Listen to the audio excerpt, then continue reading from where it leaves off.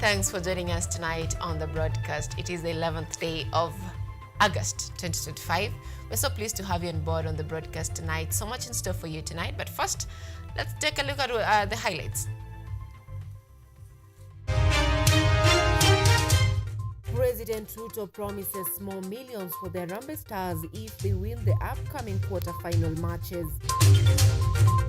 Kenya targets 293 billion shillings in public-private partnership projects as investors are urged to fund highways, hospitals, and urban renewal.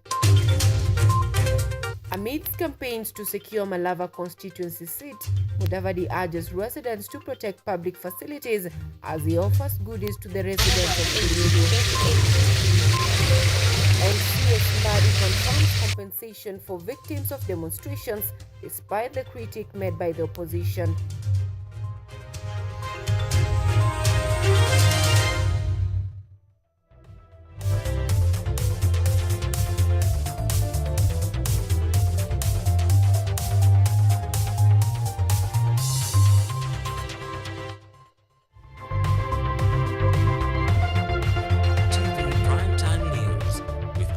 Sylvia.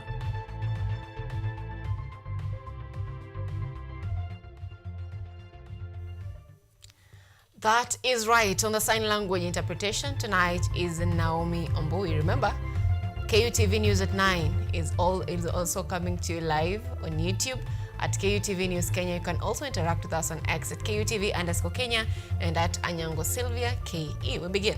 President William Ruto, together with Sports Cabinet Secretary Salim Vuria and head coach Benny McCarthy, hailed the Harambee Stars for uniting the nation following their victories and qualification for the CHAN 2024 knockout stages. He assured players of rewards for upcoming matches, 2.5 million Kenyan shillings each for a win against Zambia on Sunday, and 1 million Kenyan shillings plus a 2-bedroom affordable housing unit for a quarter-final triumph.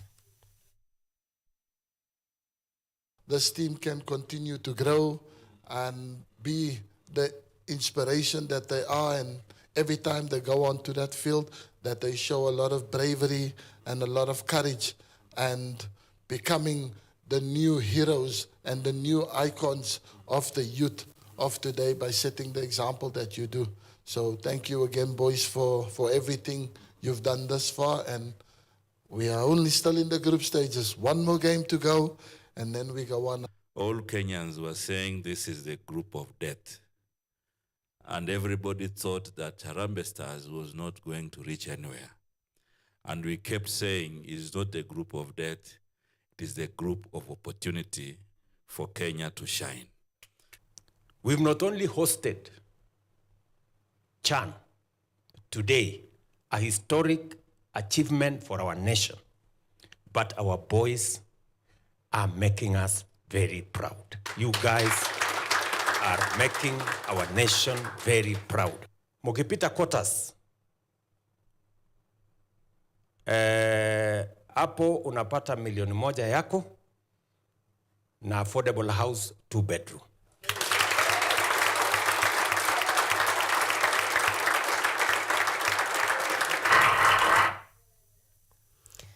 Now, leaders from across government, financiers, investors, private sector, and development partners today converged at Nairobi's Serena Hotel for a high-level forum aimed at accelerating Kenya's infrastructure transformation through innovative, sustainable, and impact-driven collaboration for national growth. Pauletta Koth with a full report. During the Public-Private Partnerships Symposium held today at Serena Hotel in Nairobi, Principal Secretary for the National Treasury, Dr. Chris Kipto, opened the session by outlining progresses made in strengthening PPP frameworks. He noted that over the past decade, Kenya has developed robust policies to attract private sector efficiency, reduce fiscal pressure, and deliver high-quality public services. It's a time when we are facing as a country. The last budget that was read, it was a 4.3 trillion. And you saw the number that we expect as revenues, about 3.4 trillion. So in this way, PPP is not merely a financial tool, but a catalyst for sustainable development, allowing us to build modern, resilient infrastructure for current and future generations. Cabinet Secretary for the National Treasury, John Mbadi, underscored infrastructure as the backbone of economic growth, emphasizing PPP as a pathway to debt-free development. He revealed that the government is targeting 293.6 billion for PPP projects in the 2025-2026 financial year. Affordable housing units are cross-subsidized with 200 market rate units in Athi River. That is number one. Number two, 3,000 capacity tuition facility and accommodation facility for 800 students at the Moi Teaching and Referral Hostel in Eldoret. 3, 4,000 bed capacity student hostels for the University of Nairobi's main campus. 4, 2,000 bed capacity hostel for Pwani Teaching and Referral Hostel in Kilifi. It is my desire to see full participation of Kenyans in these projects, and I do believe we have the capacity to finance, build, operate, and maintain these projects using local resources. Roads and Transport Cabinet Secretary Davis Chirchir highlighted major opportunities in different sectors such as transport and energy, urging investors to partner with government in delivering trade-enhancing infrastructure without burdening public finances. Space. We've had so much debate, but we are making another go very shortly to build for you guys a new airport so that we really become that anchor state that basically attracts, and when you come in, you feel good. That our banking sector, that the financial sector, they have started reducing interest rates to make resources available to the private sector to be able to invest. Currently, PPP projects worth 123.1 billion are operational with bids underway for developments, including the proposed Pwani Hospital. By fostering partnerships that deliver inclusive benefits, the symposium reinforced the government's commitment to mobilizing private capital and accelerating infrastructure delivery for Kenya's social and economic transformation. Paulette Akoth, KUTV, Nairobi. Now, Prime Cabinet Secretary Musalia Mudavadi commissioned a new classroom and water project at Mudiawari Primary School in Funyulu, Busia County, highlighting the government's importance in education and health to the community. Mudavadi praised local efforts, urging the community care, and emphasized on collaboration for sustainable development and improved living standards. During the commissioning of the classroom and water project at Funyulu in Busia County, Musalia Mudavadi emphasized the significance of these developments in transforming the local community. Musalia praised the efforts of the county government and partners involved in realizing these projects, stressing that such investments directly improve the lives of residents, especially children. He noted that the new classroom would provide a conducive learning environment, encouraging higher enrollment and reducing dropout rates. Musalia also underlined the importance of clean and accessible water in promoting health and hygiene, which are critical for the well-being of school children and the entire community. Between the relevant government ministry and a well-managed constituency development fund. This project will significantly ease congestion, improve the learning environment, and certainly enhance the academic quality and performance of our students. I'm really happy to note that the city has also funded the school's water project, which will not only serve the growing student population, but also... Furthermore, Mudavadi called on the residents to take care of these facilities, urging them to work together to maintain and protect the infrastructure for future generations, stressing that the government alone cannot achieve the developments, but also community participation is vital. Hiyo si kujenga taifa la Kenya. Kwa hivyo tukae pamoja tujenge taifa letu. Let us be committed to this country. Na mimi nataka niseme kwamba tutazidi kuzungumza na ndugu zetu wa Uganda, tutafuatilia that program na tunaifata so that we can open up the trade properly between. Additionally, Mudavadi reiterated his commitment to support initiatives that uplift rural areas like Funyulu, pledging partnership with local leaders to ensure sustainable progress and improved living standards in Busia County. Na hapa Busia, ile program sio tu ya Nasewa ambayo imetajwa, hata mambo ya affordable housing, kuna projects ambazo zimeanza kidogo kidogo, tunataka ziongezeke. Kama zile ziko hapa Funyula, about 945 units which are supposed to be built. Kuna zingine 1,000 units in different areas, 1,000 paka zinaenda katika kila county. Hizi housing units ambazo. The Prime Cabinet urged community ownership of the project, stressing that collaboration between government and residents is essential for lasting development, improving quality of life in Funyulu and across Busia County. Glory Kadure, KUTV, Nairobi.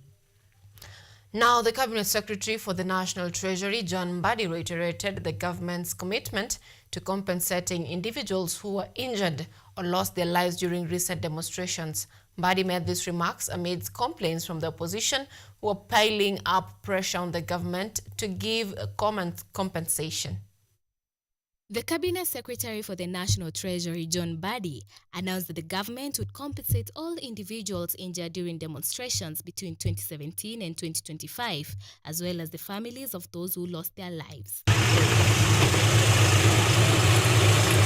According to the Cabinet Secretary, he emphasized that every Kenyan who suffered loss of life or damage to property during demonstrations had a constitutional right to compensation. The President, together with the former Prime Minister Raila Odinga, have sat down and have agreed that one of the conditions for working together is to make sure that those who lost their loved ones and those who were maimed must be compensated. And the President has said publicly and announced loudly that we are going to do a first one in 120 days. Compensation for people who have suffered. While responding to opposition concerns over funding, Mbadi cited the Article 223 of the Constitution, which empowered the Cabinet Secretary for the National Treasury to allocate funds in urgent circumstances. The leaders of opposition, led by Kalonzo Musyoka, criticizing something which is the first in Africa. We have had challenges. People have lost their lives during demonstrations, and it did not start with this government. Article 223 gives the Cabinet Secretary for National Treasury, who is myself, the power to allocate funds if a need has arisen. So please, Mheshimiwa Kalonzo, stop questioning where money will come from. I have that power given by the Constitution. The Cabinet Secretary further clarified that the compensation program would also cover police officers who got injured or killed while performing their duties to maintain law and order during the protests. He added that the process will be overseen by the Kenya National Human Rights Commission, led by human rights advocate Professor Makau Mutua. There are also police officers who have been injured. Some have been killed also. When they are trying to maintain law and order, something must be done. We must bring reconciliation in this country. For us, as a government, we are going to make money available under the leadership of Makau Mutua, a known human rights advocate. Cabinet Secretary John Mbadi's announcement underscores the government's unwavering commitment to justice and reconciliation by ensuring fair compensation for all those affected by demonstrations. Glory Kadure, KUTV, Nairobi. Now, that story was produced by our very own Lucy Medosa. Moving on, Interior Cabinet Secretary Kipchumba Murkomen has reiterated this government's commitment to strengthening citizen registration services across the country with a special focus on pastoralist and expansive counties such as Narok. Speaking at the Jukwaa la Usalama conference in Narok, Murkomen announced that the administration is working to ensure every sub-county has a full operational citizen registration office. These offices will oversee key services including birth and death registration and the processing of national identification cards through the National Registration Bureau. On former Deputy President Rigathi Gachagwa's recent remarks in the United States, Murkomen issued a stern warning saying Gachagua will be held accountable for any misleading statements. It is laughable that a citizen of the Republic of Kenya who is seeking high office is telling the citizens of this country would rather appear before a senate of another country than his own country. We are not stupid people. We are looking through. You can see through his hypocrisy, but we will insist. We are continuing to insist that any citizen of this republic who makes such heavy allegations and who thinks that they are doing so for the good of the country, they are obligated to put that in writing. And and when I say that they should record a statement, it doesn't mean that the National Police Service is not independent. I am just restating what is in the law. It behooves every citizen of this republic to carry out themselves in a manner that is patriotic and in a way that they can be considered responsible to their Chapter 10 provisions of national values and principles of governance. It is very unfortunate that a person who is seeking public office and who has held a very high office is propagating lies and campaigning against our own country, speaking ill of our nation. Now, on that note, we're taking the very first break on the broadcast tonight. Stay with us.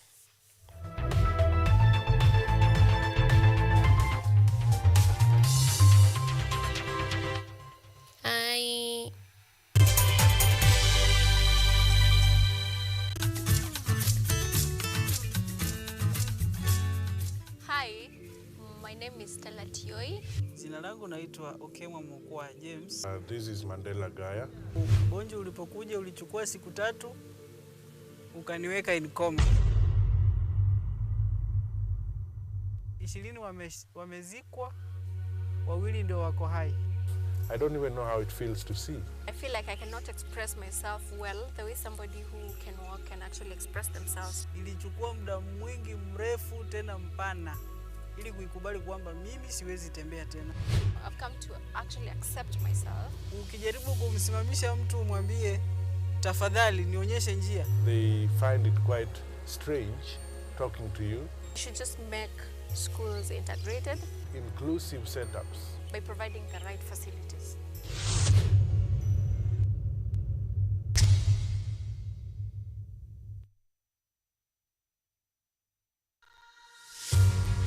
Are you ready to take charge of your health? Welcome to Focus on Health, your weekly guide to staying informed and living better. Join me every week as I sit down with trusted medical experts. Gynecology is basically a field concerned with mainly the female genitalia. Explore real-life stories during when the patient come in, and bring you updates and tips that are beneficial to your health. Because health isn't just important, it is everything. Tune in to Focus on Health every Thursday at 7:30 p.m. only on KUTV. I'm your host, Kandia Marian, and I'll see you then.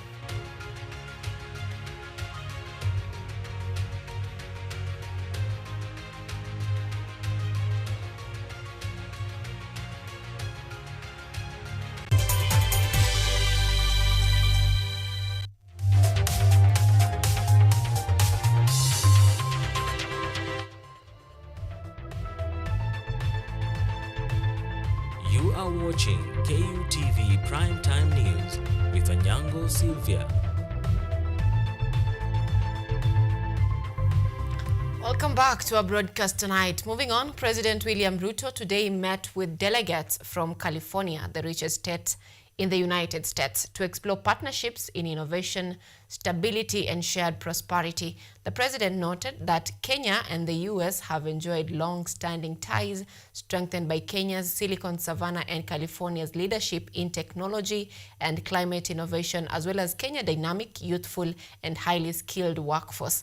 Highlighting Kenya's leadership in climate action, President Ruto pointed out that the country operates on a 93% renewable energy grid with plans to reach 100% by 2030 and generate 100 gigawatts by 2040. The delegation, led by California State Secretary of Transportation Tox Omishakin, included state secretaries and corporate sector representatives. I believe that the expertise that have been built over many years in California with your technology companies can be laced and infused with African experience. And the young men and women we have in our country that have ideas, they have passion around technology, and they have immense to contribute into that space. So your coming here is a great expression of friendship. It is a moment for us to take our engagements to a whole new level. Kenya, as you know, sir, remains central to our U.S.-Africa policy. When we do something in Africa, we do it in Kenya first. And there's a reason for that. It's because of our shared interests and alignment on governance, on rule of law, and democracy. Now, former Deputy President Rigathi Gachagua once again vehemently condemned President William Ruto's administration during a meeting with the Kenyan diaspora in Anaheim, California. He accused the government elected in 2022 of brutally turning against young people, led by perpetrating widespread human rights abuses and systemic corruption. Former Deputy President Rigathi Gachagua revealed that between 2024 and 2025, hundreds of youths aged 14 to 24 have been abducted, tortured, killed, or forcibly disappeared in an unprecedented situation in Kenya's history. He noted that even during colonial times, children and women were not targeted. The Interior Ministry allegedly issued unconstitutional shoot to kill orders against protesters, with the president endorsing police violence that includes shooting youths in the legs and imprisoning them after hospital treatment. Brutal as they were, they never attacked children. Even the difficult years of the Moi rule of 24 years, that government, by President Moi, persecuted men. They never touched children and women. These abuses led to the breakdown of Gachagua's political alliance with Ruto. After a crackdown on youth protesters on June 25, 2024, Gachagua fled to Mombasa and publicly denounced the government's actions. He further claimed that Ruto mobilized resources and bribed parliament and senate members to orchestrate his removal from office. Gachagua highlighted the Kazin movement uniting communities such as Mulembe, Kamba, Kisii, Mijikenda, and Taita in opposition to abduction and extrajudicial killings. He accused opposition leader Raila Odinga of exploiting these communities with false promises during elections. Brutal as the colonial government was, but very brutal. This cousin movement is the greatest thing to have ever happened in Kenya, because our cousins have been misused by Raila for a long time. Long time. On governance, Gachagua criticized healthcare reforms, replacing NHIF with the costly and ineffective SHA and SHIF schemes, forcing civil servants to pay upfront for medical care. He lamented the dismantling of free primary education and alleged diversion of funds through the National Intelligence Service for political bribery. Citing a political rally in Kisii that deployed 16 helicopters, he underscored the misuse of state resources. He also noted that the economy has stalled and health has been sidelined. It was struggling, but it was working. At least you could go to a mission hospital, get treated, and NHIF in one way or another will sort you out to a certain extent, and you are struggling with a small percentage. So what we needed to do was improve on NHIF, and all we needed was 800 million Kenya shillings to reform the system and make it working. Instead, William Ruto threw it out, brought another system, another animal called SHA and SHIF, at a cost of 104 billion Kenya shillings to replace NHIF, and it is not working, and that money has been stolen.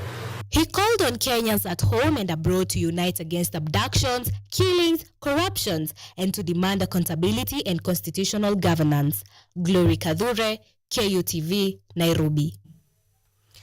Thank you, Glory. Now moving on, the government has hinted at plans to build a new airport in Kenya to replace the aging Jomo Kenyatta International Airport. Speaking at the Public-Private Partnership Symposium in Nairobi, Transport Cabinet Secretary Davis Churches said the move is part of the efforts to fix infrastructure challenges and position the country as a stronger player in the global aviation industry. He noted that despite previous setbacks such as a rejection of the Adani contract for JKIA's redevelopment in November last year, the government will leverage public-private partnership to drive the upgrades. Treasury Cabinet Secretary John Mbadi, speaking at the same event, said the government aims to complete all revised project timelines, including implementation by 2027. We'll shortly be relooking at the airport. We want to quickly, those of you who come in, do appreciate that we don't quite have an airport. Our airport got burnt sometimes in 2013, 2014, and we have tried once or twice to build, but because of our democratic space, we've had so much debate. But we are making another go very shortly to build for you guys a new airport so that we really become that anchor state that basically attracts, and when you come in, you feel good coming into Kenya through the new airport. All right, we are taking a very short break. We'll be back with sports.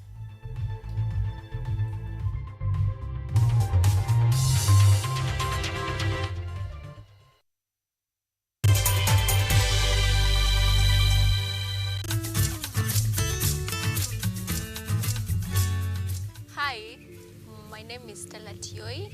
Jina langu naitwa Okemwa Mukwa James. This is Mandela Gaya. Ugonjwa ulipokuja ulichukua siku 3 ukaniweka in coma. 20 wamezikwa, 2 ndio wako hai. I don't even know how it feels to see. I feel like I cannot express myself well the way somebody who can walk can actually express themselves. Ilichukua muda mwingi mrefu tena mpana ili kuikubali kwamba mimi siwezi tembea tena. I've come to actually accept myself. Ukijaribu kumsimamisha mtu umwambie tafadhali nionyeshe njia, They find it quite strange talking to you. We should just make schools integrated, Inclusive setups. by providing the right facilities.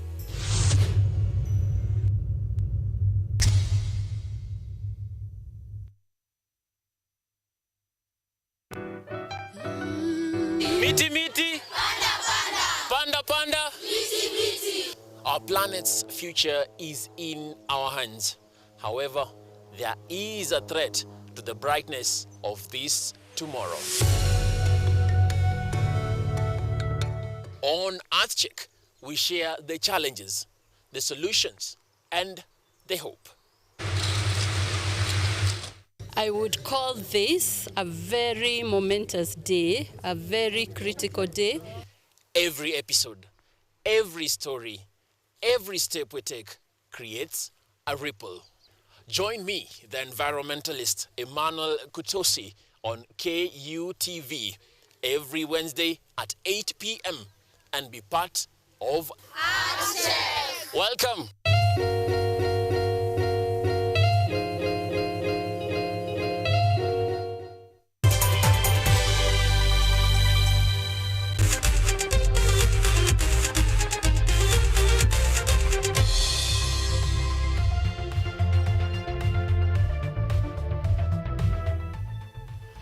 Welcome back. In sports tonight, the 10-man Harambee Stars are shocked defending champions Morocco 1-0 at packed Kasarani Stadium, edging closer to a historic CHAN 2024 quarter-final berth.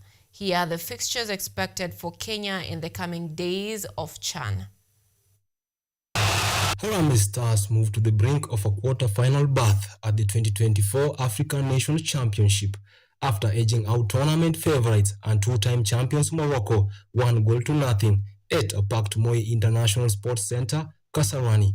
In Group A standings, Kenya lead with 7 points, followed by Angola with 4 points, while DR Congo and Morocco share that place with 3 points each. The win marks Kenya as the only third debutant in CHAN history after Congo and Libya to defeat reigning champions. It's a big tournament na ni opportunity poa kupata like kujituma na naweza sema hii trophy imekuja because team spirit because watu wamejituma, so we were fighting for something. Hiyo ndio naweza sema like imekuwa the motivation. Under head coach Benny McCarthy, the star showcased remarkable resilience and tactical discipline, frustrating Morocco's fluid play while launching occasional counter-attacks that nearly doubled their lead. As the final whistle blew, jubilant fans roared in unison, with the players taking a triumphant lap of honor. President Dr. William Samoei Ruto led national tributes, hailing the triumph as historic and a testament to Kenya's fighting spirit. Yeah, I think we deserved the win. As much as they had 90% of the ball, but end of the day, 3 points was ours. I said to the players, the team that wants this the most is the one that runs the hardest, is the one that's going to put in the foot where it hurts the most. And I think we did all that and they got their reward. Kenya now faces Zambia in its final group match, needing only a draw or a win to secure top spot and confirm a quarter-final slot. The knockout stage begins with the quarter-finals. The top 2 teams from each group advance, with group winners taking on runners-up from other groups. The semi-finals follow, where the 4 winners face off. Victors progress to the final, while the losing teams compete in the third-place play-off for the bronze medal. Finally, the CHAN 2024 final will crown the new continental champion. For Kenya, securing qualification from Group A means a quarter-final clash against a runners-up from another group, most likely Group B, depending on the draw rules. Brian Odhiambo reporting for KUTV, Nairobi. And tickets...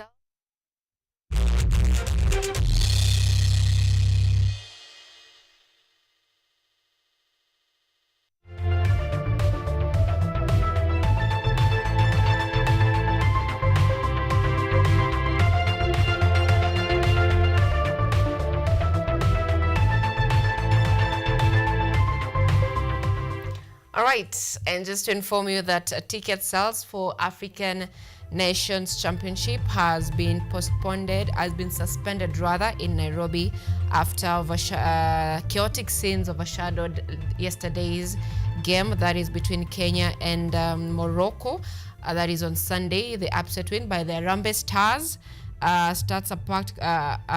Was marred by disorder inside and outside the venue before and during the match, prompting organizers to halt ticketing for certain fixtures as security reviews get underway. So you might find a hard time getting your tickets before the issue is resolved. That is, the security issue is resolved. Now that marks the end of our broadcast tonight. Thank you so much for being part of it and for staying with us for the last 30 minutes or so. Until next time, it is goodbye from us. Our sign language interpreter tonight is Naomi Ombui and Anyango Sylvia. Have a good night.